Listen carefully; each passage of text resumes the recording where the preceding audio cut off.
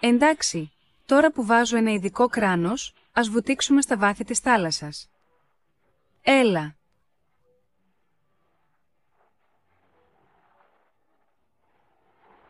Ουάου, είμαι κάτω από τα βάθη της θάλασσας. Τώρα, ξέρεις ότι αυτά τα πολύχρωμα κοχύλια κρύβονται μέσα σε κάτι χωρίζοντα σε πολλά κομμάτια, σαν ένα παζλ.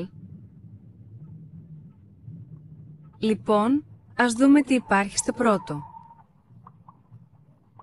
Τι είναι? Το δεύτερο?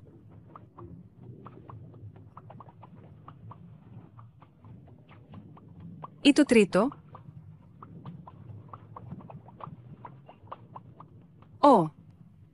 Μας θυμίζει κάτι άλλο. Είναι ένα διαφορετικό ζώο.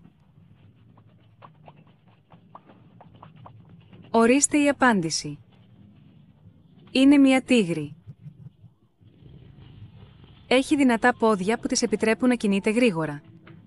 Έχει μερικά αυτιά που τινάζουν για να ανιχνεύουν την κίνηση του θηράματός της. Και έχει μια ουρά που είναι ρηγαίο όπως το σώμα της.